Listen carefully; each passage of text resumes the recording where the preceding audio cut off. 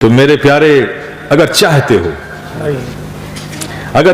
ہو پھر سے بھائی کے دلوں میں بھائی کی محبتیں آ جائیں، پھر سے باپ کے دلوں میں بیٹے کے لیے بے لوث شفقتیں آ جائیں، اور بیٹے کے دلوں میں باپ کے لیے عزت و تکریم آ جائے، دوست کے دلوں میں دوست کے لیے سچی محبت پیدا ہو جائے، ایک پڑوسی کو پڑوسی کا خیال آ جائے، ایک مومن دوسرے مومن کو اپنا بھائی سمجھنے لگے، اگر ایسا کلچر، ایسی سوسائٹی، ایسا ماحول پھر سے چاہتے ہو تو میرے پیارے اس دل کو صاف کرنا ہوگا، اس دل کو صاف کرنا ہوگا، اور بغیر اس دل کو صاف کیے ہوئے اس زمین، اس قلب کی زمین پر کوئی ہریالی پیدا ہونے والی نہیں ہے، کیونکہ اوسر بنجر زمین پہ کوئی دانہ نہیں ڈالتا، ڈالتا ہے کیا؟ اسی زمین پہ دانہ ڈالا جاتا ہے جہاں پیداوار ہو سکتی ہے، اور اس زمین پہ کوئی دانہ نہیں ڈالتا جہاں پیداوار کے چانسز نہ ہو۔ تو جب تم نے اس دل کی زمین کو گناہوں سے تم نے گندا کر لیا ہے تو کون دانہ ڈالے گا؟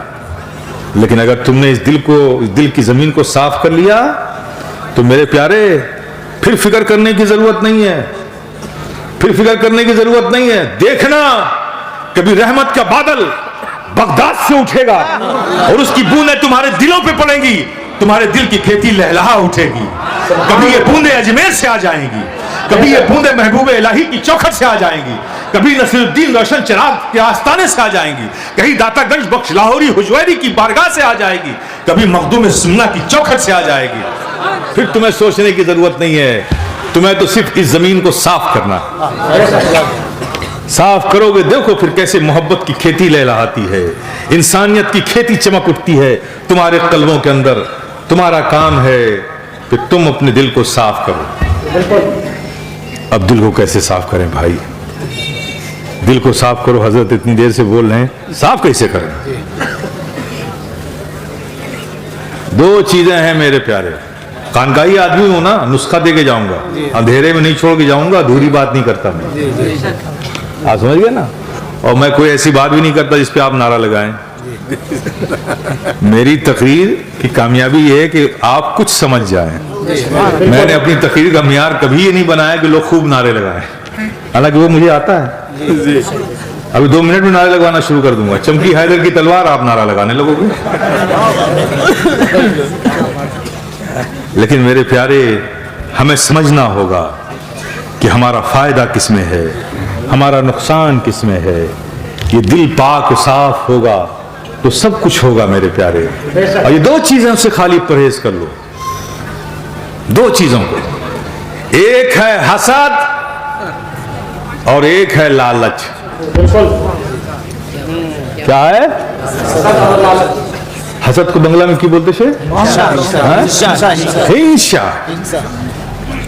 ایک تو ہولو ہنسا، ایک تو ہولو لالچ، لوভ، بجلین، ہنسا، لوभ۔ صرف اس سے اپنے آپ کو بچانا۔ اگر ہنسا ہے تو تم کبھی صابر نہیں بن سکتے، اور اگر لوبھ ہے تو تم کبھی شاکر نہیں بن سکتے۔ ہنسا ہے تو صبر والے نہیں بن سکتے، لوبھ ہے تو شکر والے نہیں بن سکتے۔ مولا ہم صبر والے بنیں گے تو ہمیں کیا ملے گا؟ تو اللہ فرماتا ہے ان اللہ مع الصابرین، تم صبر والے بنو گے تو اللہ کی نصرت تمہارے ساتھ ہوگی، اللہ کی مدد تمہارے ساتھ ہوگی، اللہ کی حمایت تمہارے ساتھ ہوگی۔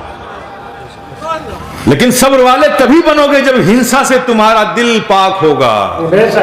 یہ ہنسا صبر والا بننے نہیں دے گی، اور لوگ تمہیں شکر والا نہیں بننے دے گی۔ شکر والے بنیں گے تو کیا ہوگا؟ کیا بنے گا؟ لئن شکرتم لازیدنکم، اللہ فرماتا ہے کہ اگر تم شکر والے بنو گے تو اللہ تمہاری نعمتوں میں اضافہ کر دے گا، تمہاری نعمت بڑھا دے گا، تمہارے رزق بڑھا دے گا۔ اگر تم لوبھی ہوگے تو شکر والے نہیں بن سکتے، اگر ہنسا کرو گے تو صبر والے نہیں ہو سکتے، اب تمہارے اوپر ہے میرے پیارے، اللہ کی نصرت اور حمایت چاہیے اور اپنی نعمت میں اضافہ چاہیے، تو حسد کو اپنے سینوں سے نکال کر باہر پھینکو تو انشاءاللہ صابر بنو گے۔